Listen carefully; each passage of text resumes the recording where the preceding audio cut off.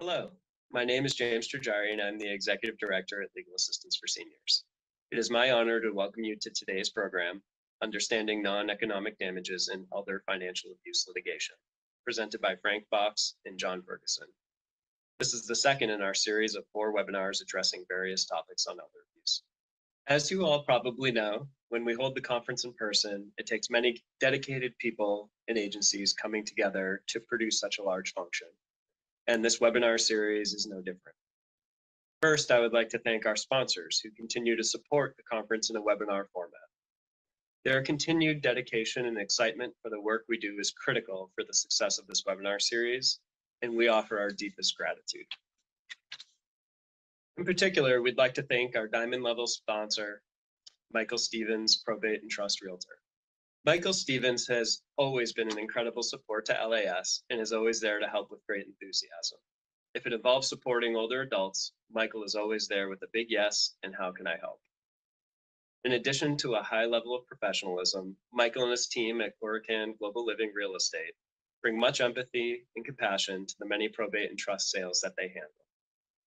Michael approaches each transaction, whether for his customers or for working with conservators, attorneys, or other fiduciaries, with real understanding. Thanks to you and Corican Global Living, Michael, for your steadfast support of LAS over the years.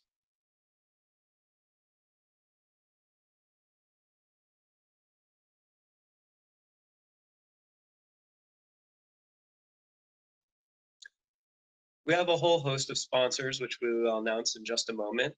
We thank our sponsors for their steadfast commitment to this webinar series and to our mission of protecting older adults' rights and dignities in Alameda County. In addition, Golden Gate University has continued to support LAS in this webinar series with technical support and serving as an honorary event host. We greatly appreciate this partnership with GGU. Last but not least is the team that has contributed their time and hard work over the past several months to transition this in-person conference to an online experience. Greg Bedard, Jenny Pardini, Shauna Reeves, and the entire LAS staff, thank you. Now for some housekeeping before we get started with today's program. We have a wonderful presentation followed by a live Q&A. If you have a question, please submit it through the Q&A icon at the bottom of your screen. Staff will be monitoring these questions for the moderator. We will try to get to all your questions, but if we're unable to answer everything during the session, we will do our best to follow up with you after the presentation. For those who need continuing education units, you will receive a post-event email within a day or two of this session with steps on redeeming your credits. Lastly, we welcome your feedback to help us improve your experience and continue to offer high-quality education through a post-event survey. As I'm sure you're aware, today's presentation is part of a series of 4 webinars LAS is producing in the coming weeks. They are all free of charge and open to the public, though a donation of $25 per webinar will be greatly appreciated and accepted in order to support our ongoing work. We hope you find these presentations informative and useful. You can register for these webinars by visiting our website, lashighcap.org. That's LASHICAP.org, and going to events. Thank you again for joining us, and I hope you enjoy the program. So good afternoon and welcome everybody. We're going to be talking about elder financial abuse, of course, and a particular facet of it, the non-economic damages generated by elder financial abuse. We'll talk about the problem and the opportunity, and for me, this is akin to the kanji symbol for crisis, which is actually 2 symbols, one being danger, and one being opportunity. So we'll start with the problem. Next slide, please.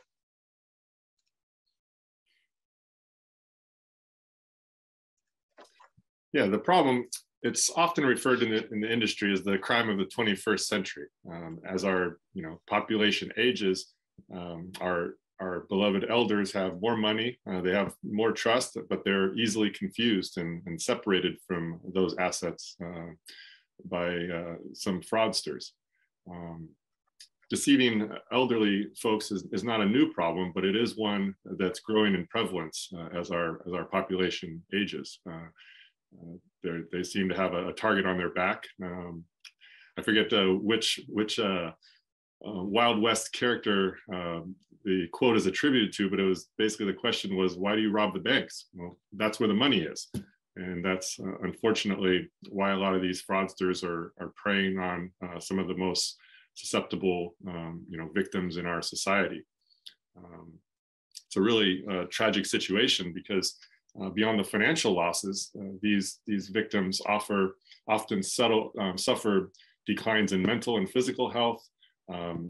Once they're victimized, they suffer depression and anxiety and a whole host of other emotional distress issues, which then in turn lead to increased risk of future victimization. It's really a vicious cycle that goes on and on. Next slide, please.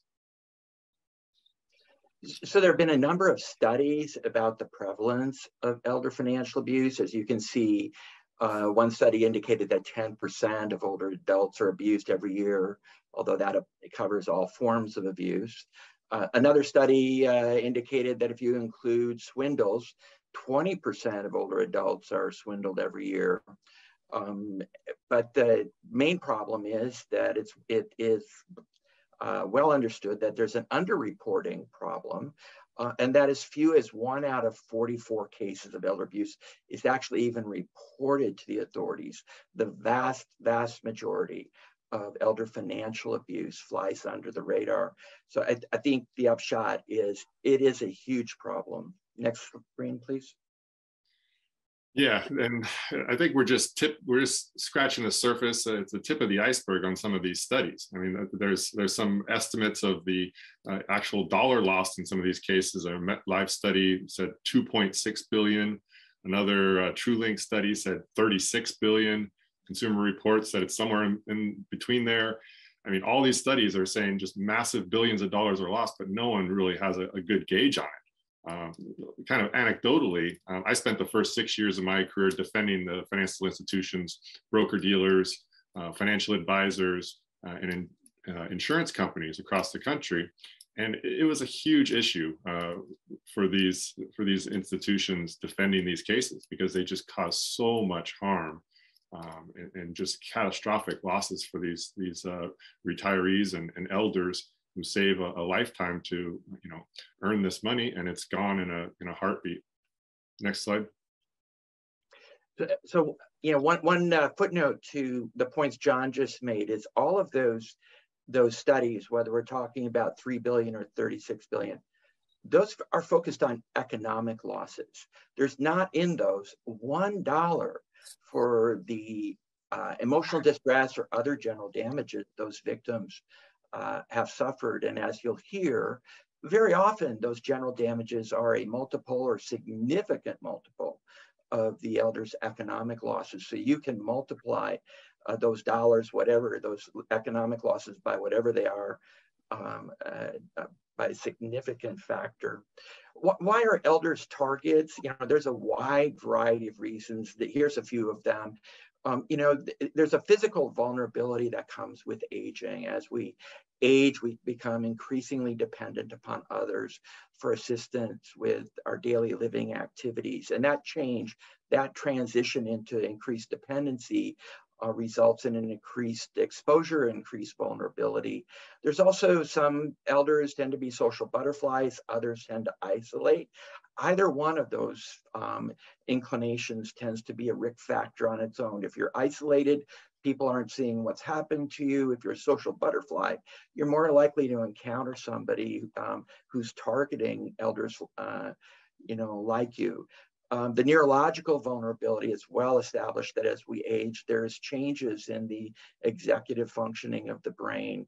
And that while these aren't normally perceptible, and they don't even need to rise to the level of dementia or pre-dementia, they still render the elder more vulnerable. I mean, one of the changes that studies show is that while our financial capacity, our financial judgment declines with time, our financial confidence does not. Elders tend to think that they're capable of making the same good judgments, financial judgments they could in their 40s, 50s or 60s. And of course, there's the financial vulnerability that we talk about because, as John pointed out, older adults, they have the money, they have more assets, and that makes them greater targets. And unfortunately, financial abusers have become very skillful at targeting elders and their assets, money that's tied up in homes, pensions, investments. Next slide, please. Yeah, well, one of the risk factors or signs, there's several that we can all pay attention to, either as practitioners or just looking out for our friends and family. But noticing some of these factors help bring to light some of the misconduct. One of the most vulnerable segments of the population are spouses that are left alone after a death of a loved one. And so, for example, a widow who relied on her husband to look after the family finances is all alone now to manage everything on her own. She seeks out some guidance or some help, and she may get hooked up with an unscrupulous fraudster or a financial advisor who's not looking out for her interest, but is looking out for his own instead. This is like blood in the water for these scam artists or fraudsters, or even guys that don't technically intend to steal the money, but they're just either incompetent, negligent, or just looking out for a quick buck.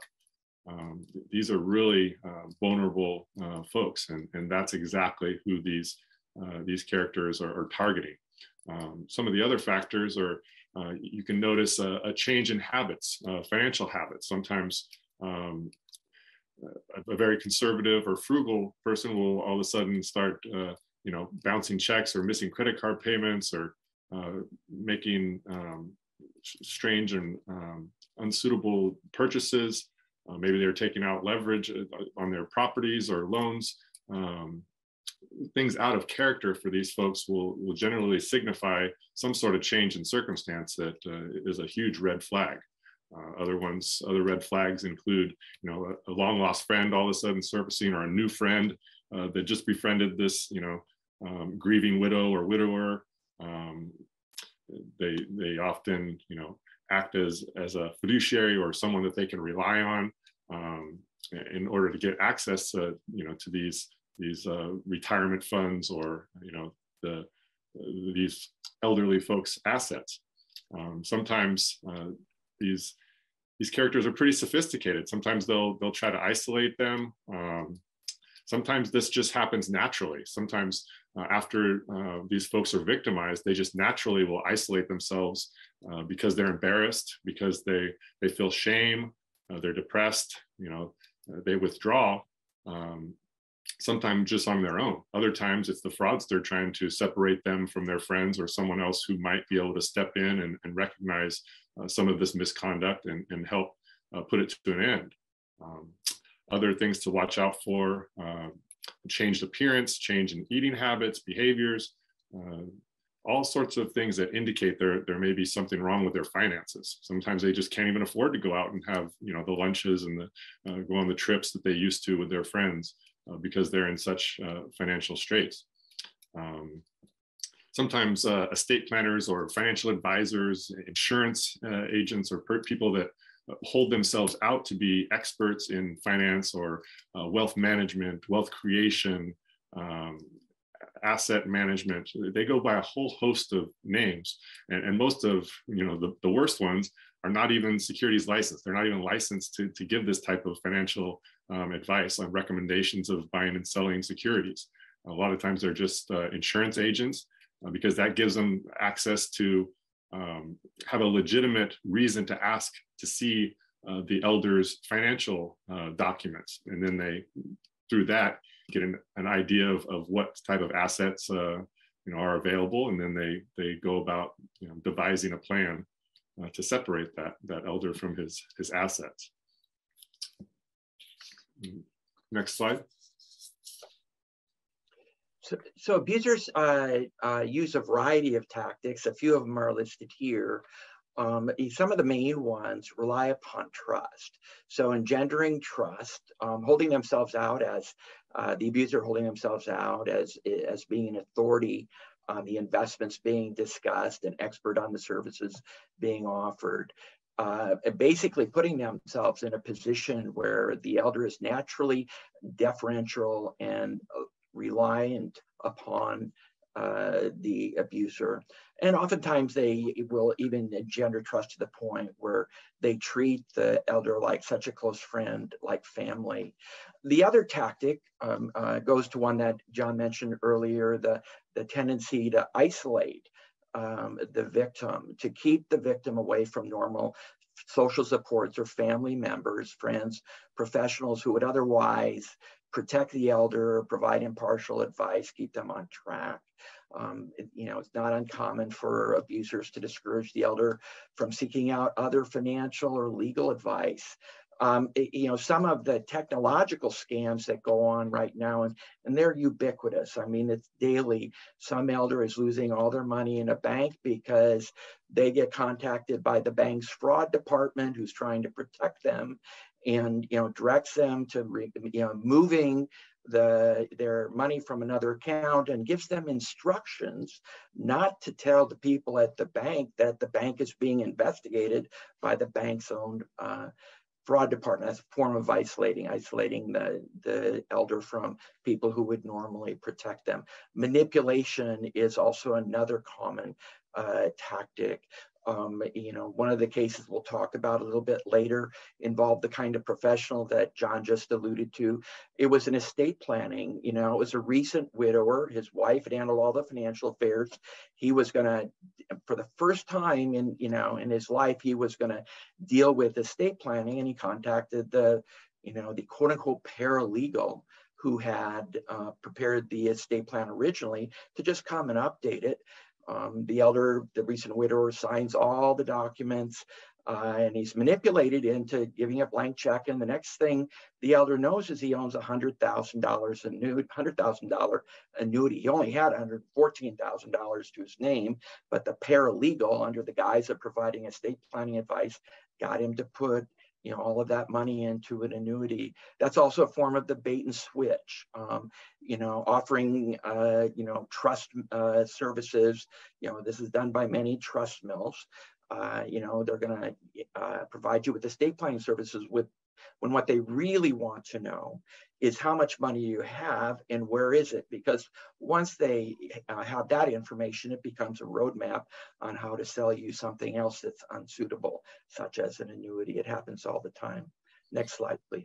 Well, before you switch, we have a whole series of cases that are based upon that trust mill formula. They offered trust services and put them in touch with their trusted attorney, and then that gives them free access to all their financial documents. We have a whole host of cases that was the origin. They also, a lot of these fraudsters will try to ingratiate themselves with these elders through community activities, church groups, where they kind of piggyback on the trust and of these other legitimate organizations and try to infiltrate the community. Okay, another variation of that trust mill targets veterans and uses what are called veterans aid and attendance benefits. So it's free money, supposedly.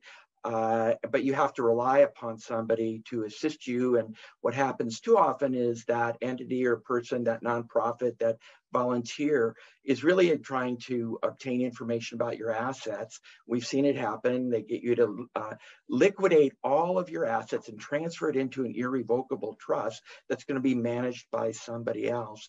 That person then gets sold an annuity. Meanwhile, the victim loses control over the house, suffers massive capital gains taxes for limiting investments, all to possibly receive $1,800 to $2,000 a month. But it's a scam that's happening all the time. Aid and attendance benefits. Next slide, please. So the opportunity, there are lots of examples out there. We picked one that we were familiar with. Williams v. Pantaleone is an elder financial abuse case that went to trial in rural Northern California in Butte County. Mr. Williams is that recent widower who just wanted to update his estate plan and ended up the proud owner of an annuity. He had a 4th grade education and was suffering from mild cognitive impairment and couldn't even pronounce annuity. He called it an amnesty. But anyway, this is a long story. I'm going to keep it very short. The insurance company and the agent insisted on going to trial. The jury, after a 9-day trial, awarded Mr. Williams every penny of his economic losses. You can see there, just over $18,000, and they awarded him $600,000 of general damages, which is, as I mentioned, a very significant multiple of his economic losses. And in my experience, that is not at all unusual. It is very, very common that the suffering an elder goes through as a result of a seemingly relatively modest loss is huge. And because the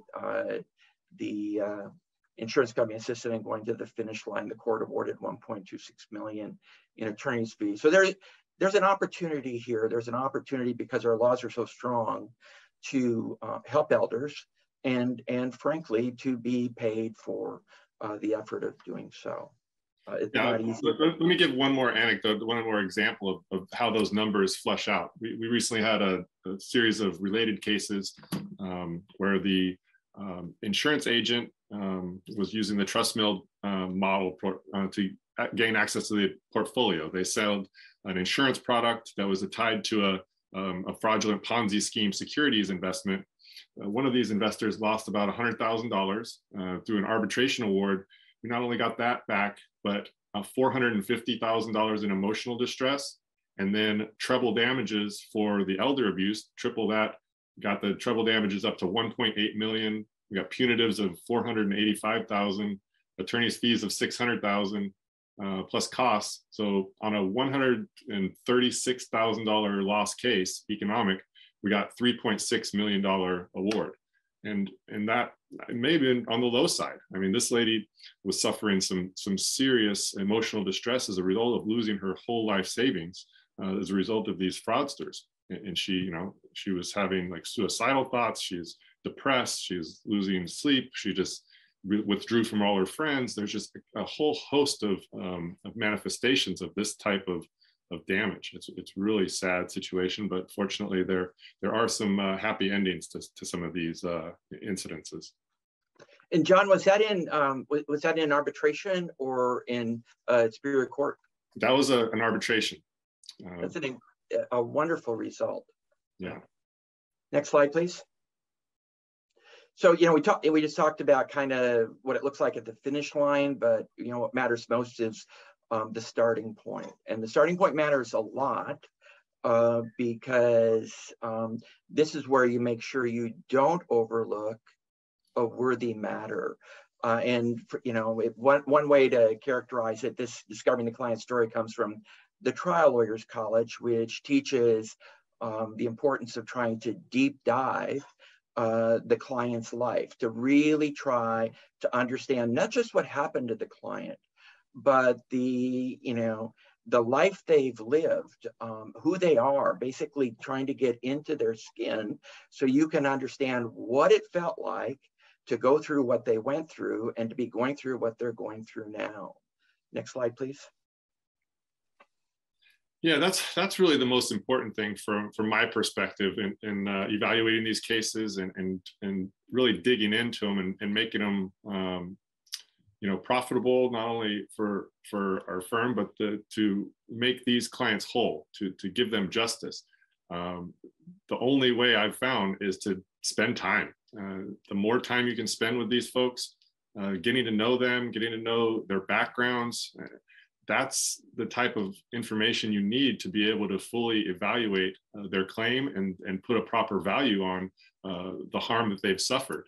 You need to understand, one loss means something different to one person versus the next, depending on how they grew up, the values that they have, how they, the kind of thoughts that they had about holding this type of asset, and what type of damage is caused when they lose it, the trust factors, and how it relates to their overall financial circumstance. You know, is this a wealthy guy that just got taken for a little bit, or is this a widow on a fixed income, very modest means, and this was a catastrophic loss? Those are two very different situations. And even some of the ones that you would think weren't very serious economically, some of those even will have really, really serious non-economic emotional distress ramifications. For example, just recently I've been doing this case for about 2 years, and I met countless times with these clients and worked them up for filing the claim, and we went through mediation and we did depositions, met with them time and time again for all this prep. And even after all of that, it wasn't until I was preparing for a motion for summary judgment opposition, I was talking with the clients again to go over some additional evidence.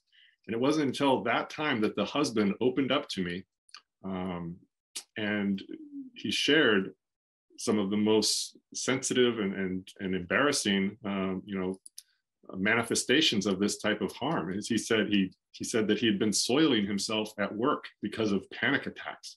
He hadn't even told his wife, and he held on to that, and he held on to the shame involved in it. And he would have to bring a change of clothes to work. He's a truck driver, and it was just like, he was a big tough guy too, and so it went against his whole identity and everything that he'd built his whole life around, as being a provider and being strong for the family. And this just tore him apart. And it wasn't until, after just spending that much time with him, that he finally was able to open up about some of the most serious harm that this situation had caused. Next slide. One of the reasons that we have the opportunity to help that we enjoy in this day and age is because California has such strong laws protecting elders and providing them with enhanced remedies.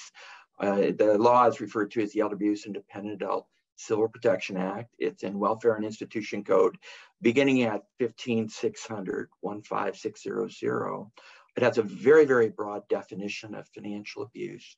And the remedies provision, which is in Welfare and Institution Code section 15657.5, provides heightened remedies, which include a unilateral right to attorney's fees. Perhaps the most significant thing about the heightened remedies is the provision for recovering all compensatory damages and all other remedies allowed by law upon proof of financial abuse by a preponderance of the evidence. And then in addition to, as John pointed out, he was able to obtain treble damages. You can get punitive damages for elder financial abuse that is committed with malice, oppression, or fraud and ratified by a managing agent of an entity if you're suing an entity. The one point I will note is ADAPCA, the Abuse Act, does distinguish between claims brought by living elders and those brought on behalf of a deceased elder. And the most significant difference is that the burden of proof changes with respect to the kind of damages that we're talking about today, non-economic damages. For a deceased elder, you can still recover all of the economic losses based upon proof by a preponderance of the evidence that financial abuse was committed by the defendant.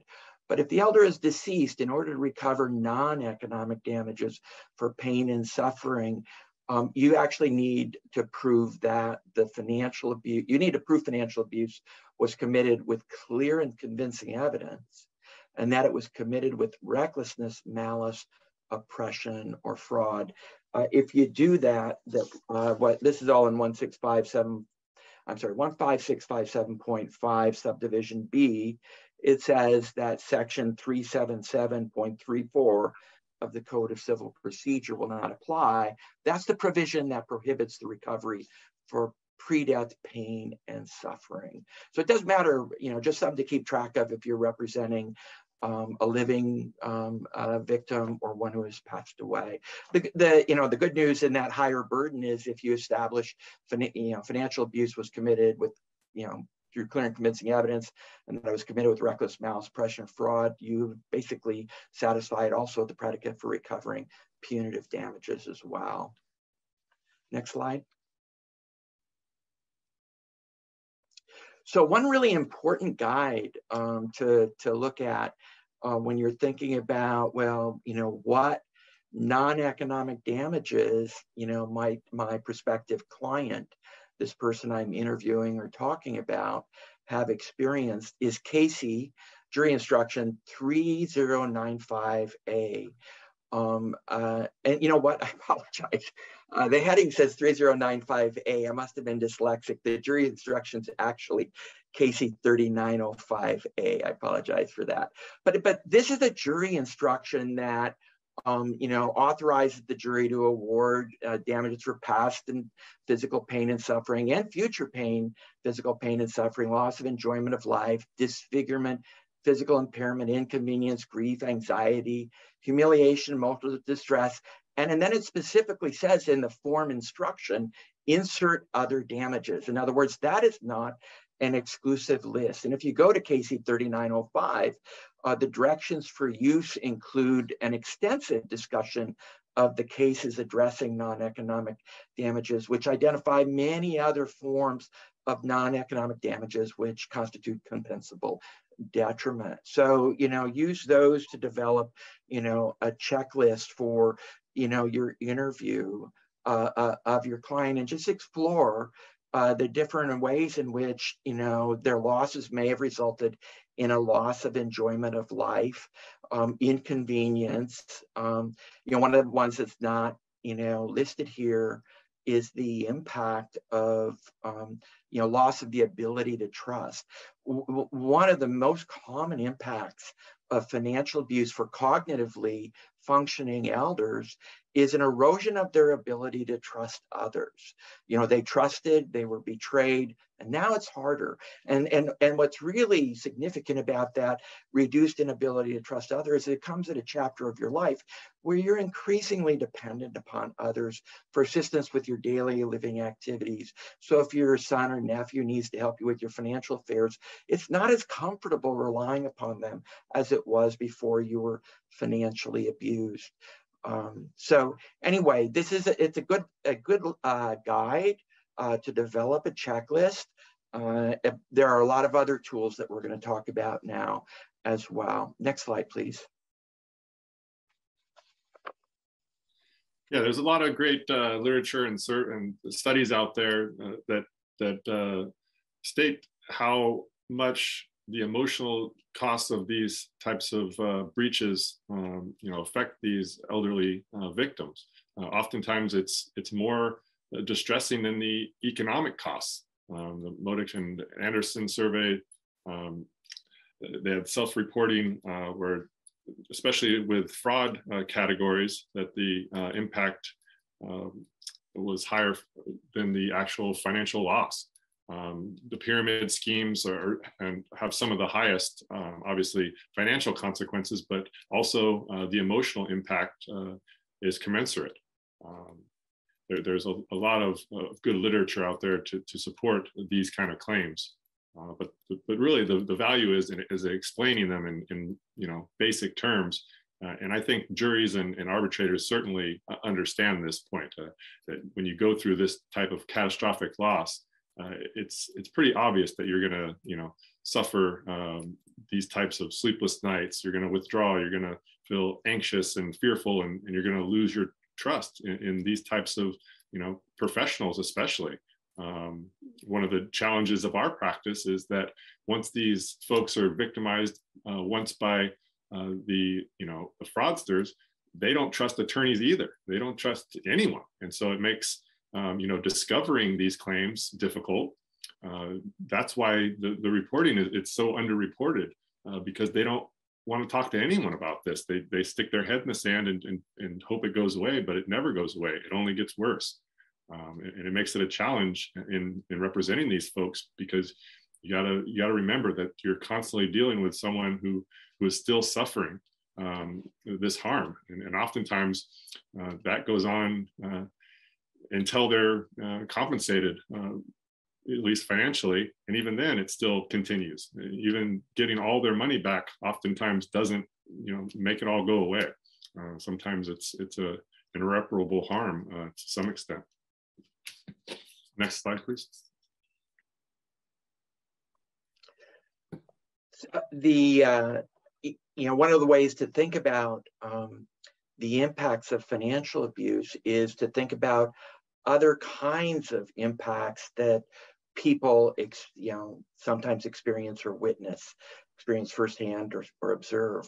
And so thinking about it in terms of how the experience contrasts with being a crime victim can be helpful. There's a 2014 study that you see referenced in this slide by Button that involved a survey of 800 victims, 30 of which were interviewed in depth.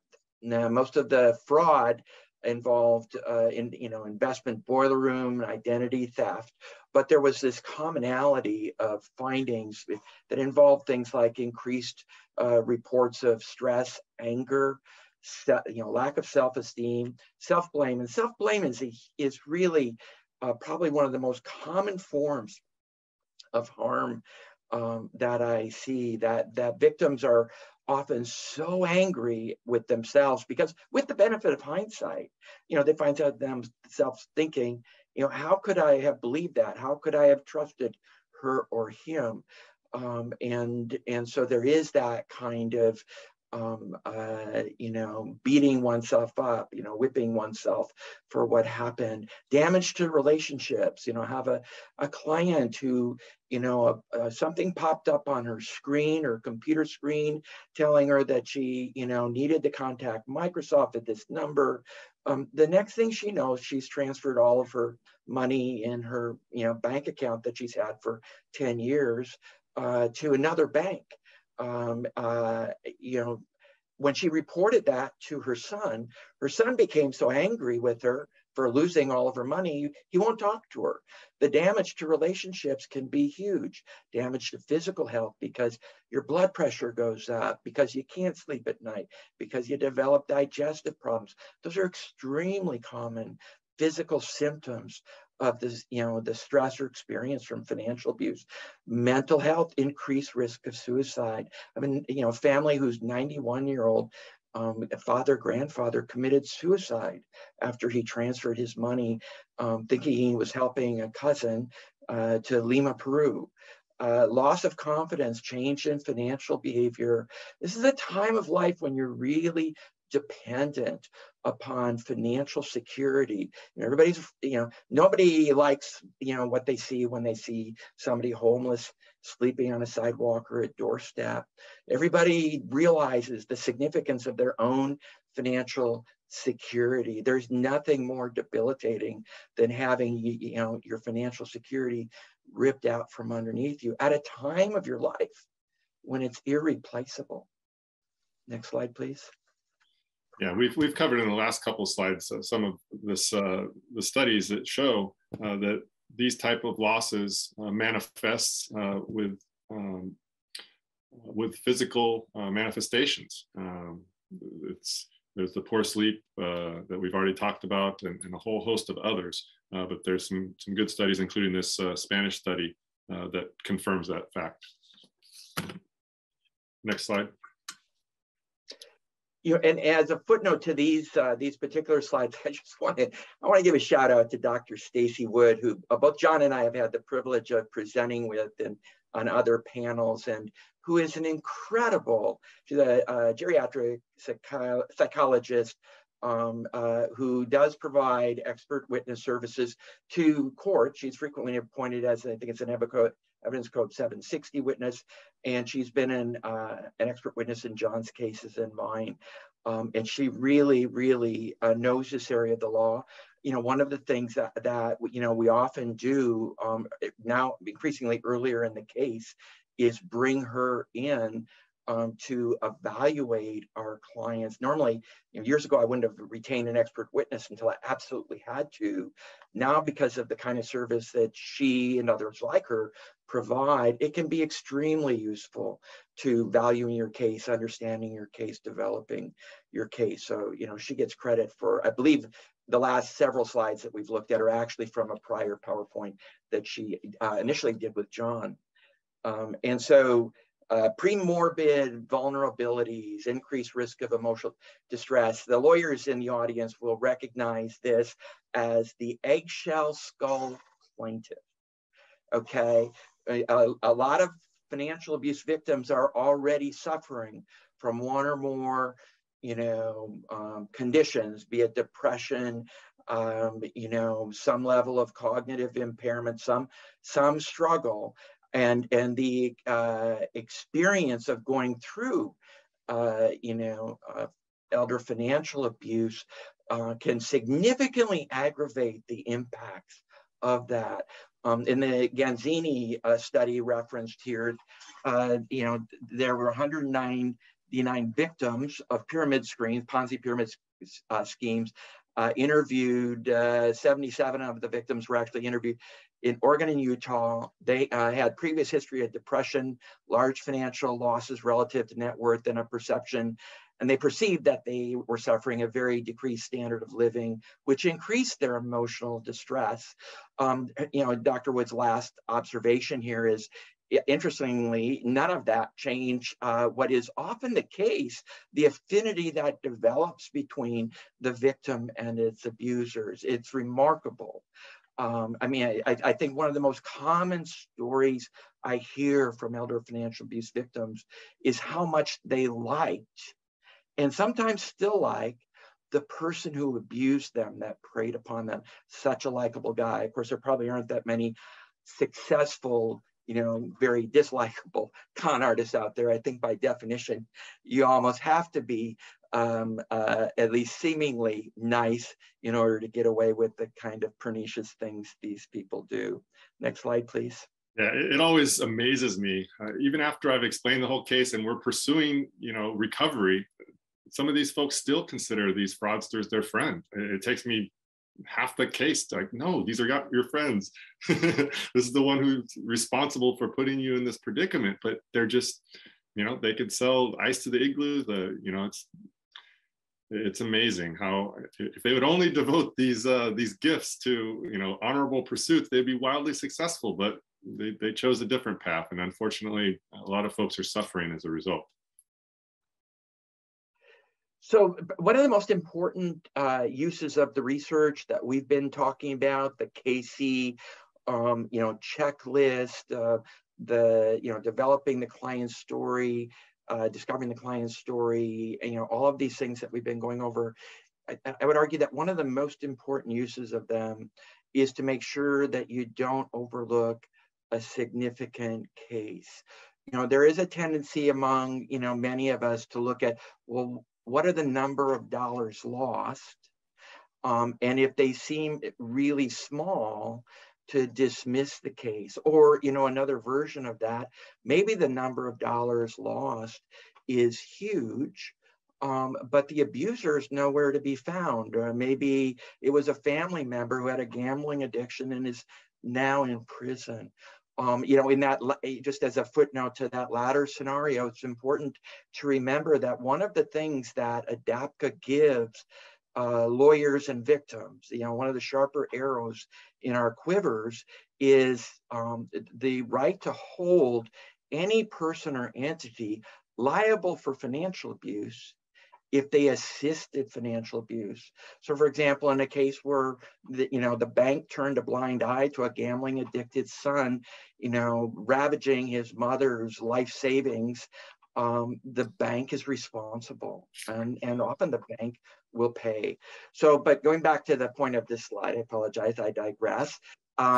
You know, it is so important to start early, as John talked about, and really get to know your client's story and make sure you do everything you can to understand all of the ways in which the conduct at issue impacted your client, because what may seem like a really small case can turn into something, you know, very substantial. the financial impacts for, some people may seem small, but when they're living on fixed incomes, they're huge. I took a case once that involved $110 lost a month for a year, $1,320 from force-placed insurance by a subsidiary of the world's largest bank. And for this elderly couple who was trying to survive on Social Security, that $100 a month was huge. And even though it was only $1,300 loss, the outcome of that case, was made it worthy to pursue. So don't decline a case merely because the economic losses seem tiny, because the impact on the elder may be just astronomical. And we had an identity theft where there was actually no economic impact on the elder, but the recovery was still in 7 figures. That was attributable to the fact that we discovered that at 3 a.m. the daughter came down to the living room one morning and found the mother, whose identity had been stolen, surrounded by all the loans taken out in her name, nearly $1 million of loans. And of course, she didn't understand that she didn't have to repay those, and she was absolutely devastated. So again, don't dismiss a case just because it seems tiny, at least not without thoroughly evaluating the non-economic damages the prospective client may have suffered. Next slide, please. Yeah, I'd like to echo that too, because I used to have a kind of a boilerplate evaluation of nothing less than 6-figure economic loss case. It just didn't seem to make sense with my business model. But in working with Frank and seeing some of the success on these smaller cases, I've completely come around on that. You can have, much smaller economic loss case if you have this real emotional distress element. They make it viable, certainly, and it makes a big difference in these folks' lives. So I encourage you all to keep your eyes peeled for the full extent of the harm, not just the dollars and cents. Net out-of-pocket loss is what the defense always wants to focus on, but that is certainly not the extent of the damage caused. And so also I want to echo also the shout out to Dr. Stacy Woods. These are her approaches in evaluating the case. And I also like to get an expert like her involved as soon as possible. The sooner I get her involved, the more valuable the case resolution seems to be. The mediators and defendants seem to appreciate her analysis, and they understand that there's some serious exposure there that they need to take into consideration. And she helps me evaluate and uncover some of these, the manifestations of this harm that some of the clients sometimes aren't comfortable even speaking with me, their attorney, because of the trust issues that we already talked about. But she and other experts like Stacy Wood are really experienced with getting to the heart of the matter and having these folks open up and really explain what they're going through. And so this is a whole list of the things she considers: risk considerations, the knowledge, the background of these folks, the financial vulnerability, and whether undue influence was exercised by these financial professionals or other fraudsters, and then the psychological element also. Next slide. And this is kind of a list of how she goes through her evaluation. She meets with the clients, she does her diagnosis, she does some cognitive testing. She also does some testing to give a scale number in relation to others suffering harm, and that's great to use at trial. So you're not just kind of spitballing, you're actually putting some real science behind it. And that gets to how you properly evaluate what this should be worth and how these folks should be compensated. Next slide. So the tools that we've been talking about, or I've already talked about using them at the case intake stage, so you make sure you don't turn away a case that actually has, great merit.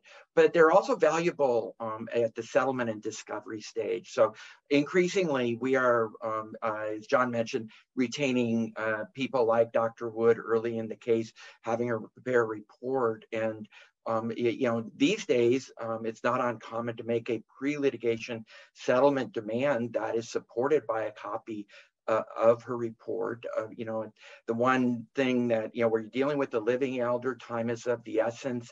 I strongly believe this, as long as, there's no ongoing risk of further abuse, try to settle early and try to settle often and make a written record of your efforts, because if you have to go to the finish line, there's nothing more powerful to show the judge than, all these emails and letters explaining how you tried to avoid the fees you're now asking to be awarded.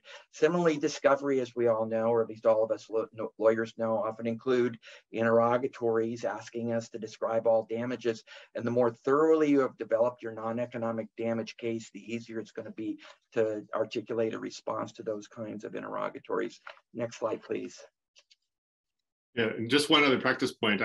I'll use Stacy Wood to help me prepare a day in the life videos and some of these extreme examples of how these people are suffering, and that's really effective for mediation purposes, where these folks, these defendants, can get a sneak peek on what they're going to face at trial and how this is affecting them in real time.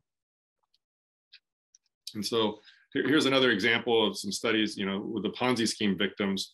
They're suffering, again, the anxiety, the anger, the worse health. This particular example comes from someone that was the victim of a burglary. And then they're comparing the two losses, from a financial fraud loss versus a burglary. And the financial fraud was much worse, because they felt as if it was continuing to happen. It was there every day of their lives, and it was haunting them. And the wife is saying it's haunting her husband, and his distress was haunting her. And that's how a family, deals with it. It's really, really sad. Next slide. So, and this is another slide talking about the research that Ponzi scheme victims, what it shows, freshmen to 12. Again, this one focused on 172 Madoff victims. And the significant thing about this study was that it rather stunning. It showed that financial abuse victims exhibited PTSD-like symptomology. 10 months after they discovered the financial abuse, more than 50% of them met the criteria for PTSD using DSM-4 criteria. 61% reported high levels of anxiety, 58%, high depression, 34% physical health-related issues, and 98% affirmed a loss of confidence in financial institutions at a time in their life where they're dependent upon financial institutions. I'll just, note as a footnote to all of this, at the end of this PowerPoint, we're not going to talk about it, but there is a list of all of this research that you'll have access to. Next slide, please.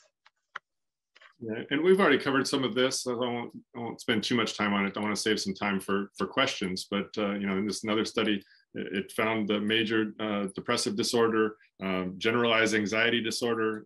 That's the result of these kind of Ponzi scheme and pyramid scheme victims suffer. Next slide. And so we talked about using the tools to evaluate the case at the case intake stage, or for settlement, or for discovery, but there's probably, if you're getting to the finish line, no more important use than preparation for trial. And so this is where you're really developing, you've identified all of the manifestations, all of the impacts of the financial abuse. Now you need to figure out how you're actually going to prove the financial abuse, which witnesses. And one of the things that we have learned from experience is, very often financially abused elders have a hard time telling their story, or even talking about the enormous magnitude of the damages they've suffered emotionally and physically and in other ways. They, this generation, this older generation anyway, tends to be more kind of bootstrapish stoicism. They're not born complainers, and they minimize their discoveries, their suffering. So, generally, you're going to find that family members and friends who knew the elder before and after the financial abuse are likely going to be in a better position to contrast the before and after and explain the changes that they witnessed firsthand the elder going through as a result of the financial abuse. Next slide, please. Yeah, definitely. Especially the stoic husband, the Depression era, World War II, type that's just kind of stuff it down and move on with your day. And it doesn't mean he's not suffering. He's just not, putting it out there for everyone to understand. And so a lot of times the wives, the friends are definitely the best way to bring that to light. And you need to show that. You need to show the hows and the whys of these non-economic damages. And I like using an expert like Stacey Wood, who can really pull it all together. She pulls the science together with her interviews, and she applies, the facts of this particular client's circumstance and situation. That's why it's so important when she does her interview, because she goes through the background and she figures out, did they grow up in the Depression? Did they, have to make their own shoes? Did they have, scratch every penny and they really place a high value on that type of financial security. And when it's lost, it crushes their whole worldview. Their whole identity is tied up in some of that. And so that's really important to be able to present. Next slide, please.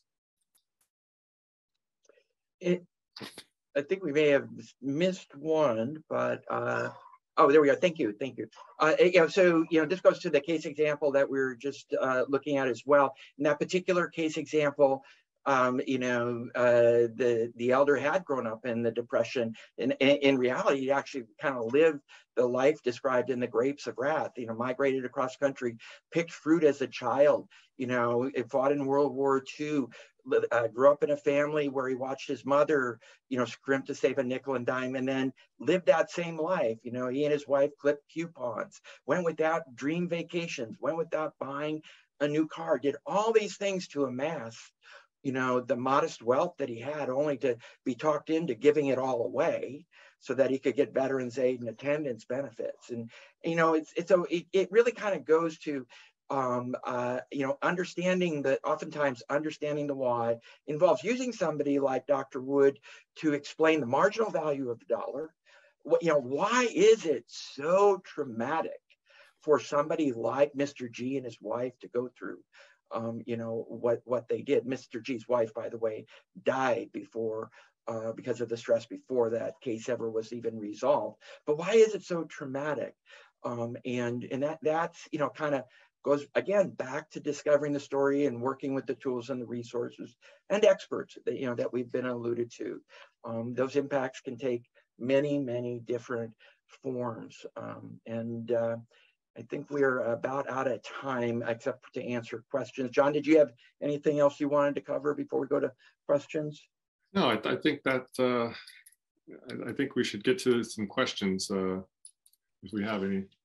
Let me, I'm going to throw out one reference that, many people might be aware of, but just for those who aren't, in 2012, the California Judicial Council worked with the Center of Excellence on Elder Abuse and Neglect at the University of California, Irvine, and the program in geriatrics at the University of California, Irvine School of Medicine to prepare a reference for California judges.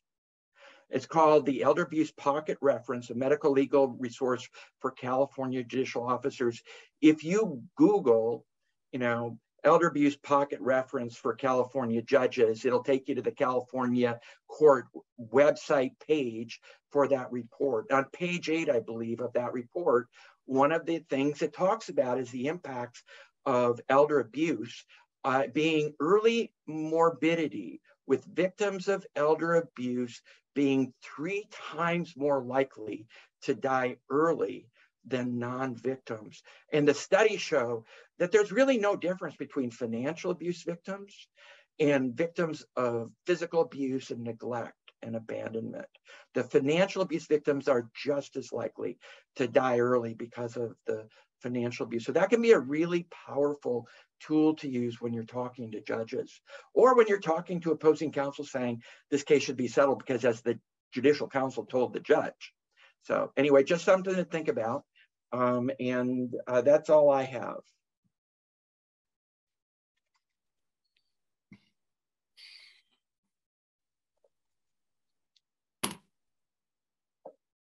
Hello, I'm going to stop sharing the screen. So if anyone needs their information, we'll be able to give it to you afterwards, but I'm going to stop doing that so I can transition us to our next section. So thank you, Frank and John, for your amazing presentation. The impact that all of this can have on people is so significant. Our audience does have some questions, all of which we hope to get answered in our Q&A. We have about 15 minutes set aside, so for anything we don't get answered today, we will follow up with guests after the presentation. As a reminder, if you have any questions, please submit them into the Q&A icon at the bottom of your screen. In order to see all of us on screen, click on Speaker View in the top right corner of your screen. So let's get to the first question. Mine just all came through. My first question is, how can you protect the elder from the settlement funds being misappropriated? Is there any way of putting them into a trust or with a fiduciary or conservator or someone, especially if there is a person who's experiencing cognitive impairment? John? Yeah, hold on. I'm having trouble with accessing the questions. Give me a second. Let me go ahead and just take a first crack, although I certainly don't consider myself an expert in this area. I think it is a really important question. One second. I think we're going to go the bottom ones and then to the top, right? Go ahead and answer that one first, and then I'll catch up with you. Yeah. So I think as a general proposition, it's possible to get a limited power of attorney that will allow you to do things like have informational but not transactional access to your client's bank account so that you can monitor for suspicious, significant withdrawals. I think the idea of putting money in a trust is a very good idea, but it's not necessarily bulletproof because the money isn't actually in the trust. The bank account or savings account is in the trust. The money's in the bank. So, I think there's steps that can be taken, but I don't consider myself an expert in this area. The answer may rest in part with obtaining a limited power of attorney that allows monitoring, but not transactional control. Thank you. All right, I'm going to go ahead with another question, which is, are there any suggestions of the best way to recommend to a client that they need to hire an attorney or look for free legal assistance? Yeah, there's a lot of resources out there. There's a lot of investor protection organizations. I'm a member of the Public Investors Arbitration Bar Association. It's a bar association of attorneys that devote their practices to helping victims of these types of financial fraud scenarios. We specialize in doing cases against the financial services industry, securities brokers, but there's a whole host of other resources too. I think that's the best place to start is someone who's obviously a specialist in the field. Everyone that I know of will do free case evaluations. Most of them are contingency attorneys, so even if the folks don't have the resources to pursue a case on their own, there's a lot of folks that will finance these types of litigation matters, and some of the smaller ones that maybe most firms are not interested in pursuing. There are also some really high quality legal law clinics at some of the law schools, like St. John's, I know has one. Pepperdine used to have one, but I think they've discontinued it. They'll do pro bono cases on some of these smaller matters, and so those are two of the resources available. Thank you. Also, with regard to that, Canner, California Advocates for Nursing Home, operates a state bar approved, statewide lawyer referral service that focuses on elder abuse issues, whether it's physical abuse or neglect or abandonment at a nursing home, or financial abuse. They have a special panel of financial abuse lawyers, and the only way you get on that panel is by demonstrating experience and competence in that area. This is a really, I think, really important question. I agree with all of John's points, but the challenge that we have in today's society is that there's 190,000 active California lawyers, and trying to find somebody like John or the lawyers on Canner's panel is the proverbial needle in the haystack. If you're out on the front lines, you're APS or you're a social worker, I would strongly recommend, if you find anybody you suspect is a victim of elder financial abuse, that you refer them to a lawyer referral service. And I highly recommend Canner. I think it does extraordinary work. Thank you. Do you have an example of a client who lacks capacity, but was still subjected to financial elder abuse? That is, the client doesn't understand that they've been harmed. Yeah, we get these quite often, unfortunately. And there's still a lot of times in the financial services cases that I focus on, there's a fiduciary duty, and these financial advisors still owe a fiduciary duty, even a heightened one in the situation where there's diminished capacity. That in those situations, often it's unauthorized trading in the account that's unsuitable based on the investor's profile.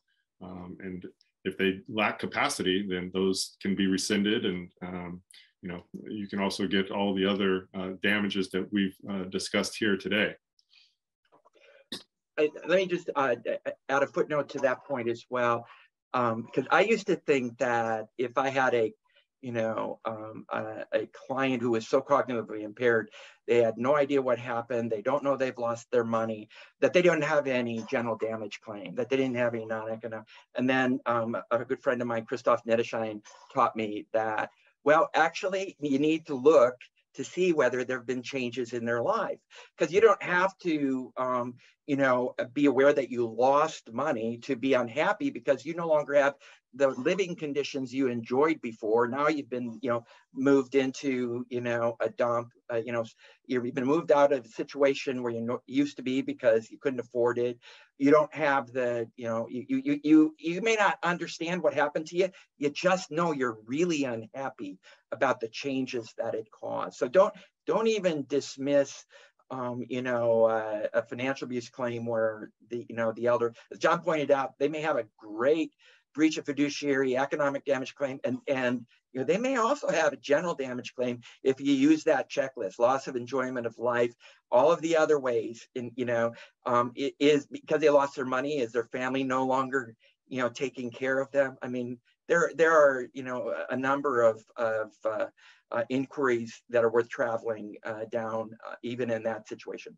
Yeah, in a situation like that, I had a client where because of the catastrophic financial loss, she wasn't able to afford to buy her kids, her grandchildren Christmas gifts.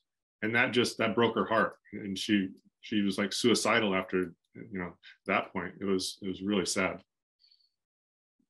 Yeah, that's really hard. My next question is going to be, what are some of the main reasons that you think attorneys do not take these types of cases?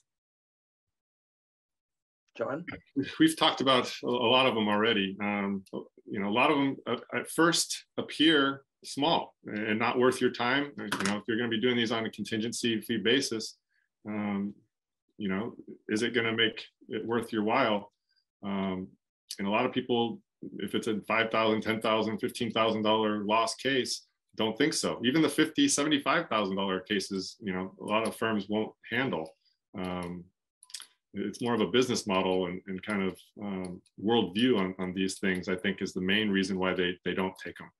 But I think Frank and I both kind of have come around, or at least I've come around. Maybe he has been on this corner a little bit longer than me. But it makes sense. It makes sense, to do the right thing for the client, first of all, but it also makes sense financially, for your own business model as well. And I think another reason is, and I've encountered this in multiple sectors, like, a perception among an APS worker that because the son was incarcerated and he was the one who took all the money, there's nothing here. And, I just think it's not as well known as it should be that if you assist financial abuse, you're liable for financial abuse. The very first set of cases I had involved a crooked financial advisor. His dozens of victims didn't get a penny from him, but they got multiples of their losses from the escrow company that assisted him. So, assisting is a very, very powerful arrow in the victim and lawyer's quiver. Yeah, and just to further answer that, from my own perspective, 9 out of the 10 cases that I turn down is because it's non-collectible. So those are situations where there's not anyone involved that aided or assisted, that has any financial resources to recover. Unfortunately, a lot of these fraudsters, by the time the scam comes to light, all the money's gone. And so that's really the sad state of affairs, is sometimes there's just nothing to do. But that's why it's important to think through these creative, strategies of who's really responsible. And then that kind of opens up the universe of potential viable cases. I have one that I think is really related to just what you're speaking on, but might elicit some more thoughts. For scam cases like the Microsoft example mentioned, how likely is it that you can find and sue the culprit? In many scams, once the money is transferred to another bank account, the scammer will close the account, and then it's incredibly difficult to track them down. Yeah, I would agree that it's highly unlikely you're going to encounter or track down the culprit. And I've seen dozens of these cases. I've seen one where the culprit was actually caught and arrested. In all of these cases, you're looking to the bank that turned a blind eye to blatant red flags. Because what you see over and over again in these cases are elders who are making a wire transfer for an enormous sum for the first time in their life. And these banks were told 10 years ago that they're on the front lines and they should watch for changes in banking patterns and practices and suspicious transactions. And they have the ability and the right to refuse to process a suspicious transaction. I see a question here. How do you put a dollar value on the non-economic, the emotional distress portion of the damages? And I think that's one of the most important questions on these kinds of cases, and how you present that, the narrative, and how you get to a proper award. How do you compensate someone for going through this kind of torture? That's the hardest thing, and there's no hard and fast rule. It's the reasonable person standard. It's what a reasonable person thinks would compensate for this type of loss. I have a methodology that I've found is the most effective one I've discovered to date. And I try to break it down. I try to put it off to the trier of fact in segments. I start off by saying, I go through the elements of what this person has suffered, the sleepless nights, how many times they have nightmares, and they don't go out to lunch and they don't play bridge with their friends like they used to. They don't go on vacations. They, like I said earlier, the lady couldn't buy her grandkids Christmas gifts, and she was contemplating taking her own life because she was so distraught. There's other marital problems, all these things. So I'll break those down, and I'll try to put a per hour number on it to start. The threshold is like a minimum wage standard. That's the least I think you can argue that anyone should ever be compensated for anything, is a minimum wage. How much would I have to pay you to go through this torture for an hour? Is that $15, $20? One of my clients made $50 an hour at her job. So I said, okay, maybe $50 an hour. That's something you like to do and you're getting paid for it. Okay, let's use that as an example. Depending on how severe the circumstances, it might be more appropriate to do $100 an hour. You take a taxi from the airport, it costs you $100. Try to put it in a perspective that way. And then I say, extrapolate that out. Once the trier of fact has come to a number in their head, they have something, whether it's $25, $50, $100, whatever that is, then say they sleep 8 hours a night, which they don't, but just say, give them the benefit of the doubt. That's 16 hours a day. They're suffering through 16 hours a day with this. This case has been going on 3 years since this guy stole their money. That's 3 years at 16 hours a day at whatever that is. That gets you into the hundreds of thousands of dollars very quickly. And that's really the best way that I've seen to put a number on it, because otherwise it seems like you're just like pulling a number out of thin air. And if you lead them step by step through that process, you'll be surprised that they'll probably put a higher value if you just start with the per hour, because they don't realize that by doing that, once you do it 16 hours a day times 365 days times 3, 4, 5, 6 years, you're talking about $1 million plus, or, you know, it adds up very quickly. So I don't know, Frank, if that's something that resonates with you, or if you have other. I like it a lot. And what I like about that is how it dovetails with two different points, if you will. And one is, financial abuse is traumatic for, elders in part because of a high marginal value of dollar. They can't replace it. They grew up in a time where they counted nickels and dimes. And it's occurring at a time of life that we call the golden years, right? So, everybody understands that those years, those days are numbered. And what have you done to those golden years? I mean, it's beyond tarnishing. Instead of being able to enjoy the last years with the financial security they'd worked their life for, they're now absolutely miserable. You've stolen their money and you've stolen their life. This is not an insignificant loss. Yeah, and depending on the jury pool, is it an affluent group? Then you can say, what would I have to pay you to go through that in your golden years? You only have so many years left to play with the grandkids, to spend time with your spouse and your friends. These hours are at a premium. These are not the hours when you're 8 years old that seem to go on forever. A summer seems to last for years. These days, as we get older, the time seems to fly by, and there's no getting that time back. So we are probably not going to get to all of the questions on the list today, so we will try to follow up for anyone who doesn't get their question answered. But I am going to wrap up with one last question, and I'm just going to modify it a little bit because I think it's helpful information perhaps for some of the non-attorneys who are on today's presentation. If an older adult isn't able to pay upfront for the legal services, is it possible that the fees can be collected after a case is won? Yes, and yes. Thank you, because that's maybe one of the most important points with regard to making sure elders find a lawyer. Is in California, the elder has a unilateral right to recover attorney's fees if he's been victimized by financial abuse, which means if the elder loses, the victim can't recover attorney's fees from the elder, but the elder can recover attorney's fees from the victim. It's a statutory right. It's a mandatory right. And so those fees, can and should be paid by the abuser or the bank or institution which assisted the abuse. Yeah, and our practice is we handle these cases on a contingency fee basis. So if a victim comes to us, we do it on a contingency fee, which means that the client doesn't have to pay us anything up front. They don't pay attorney's fees. We take our fee out of the recovery at the back end. And if we don't win, we don't recover. Same here. Great. Thank you to both of you. With that, we are going to wrap it up for today's program and share a few reminders for everyone. And so, Frank and John, thank you so much for your time. I'm going to go ahead and stop your videos. Thank you. Thank you. And I will just wrap up with big thank you for that wonderful presentation. And thank you again to the sponsors of our webinar series.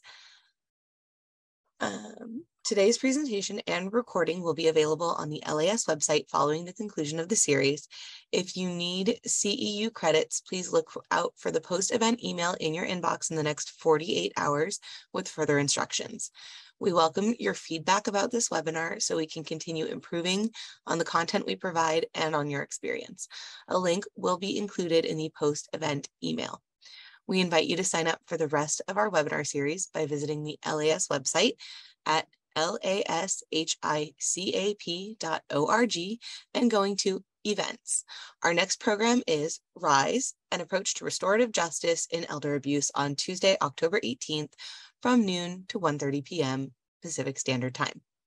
For any questions or comments about today's webinar or the program as a whole, you can email us at conference@lashicap.org.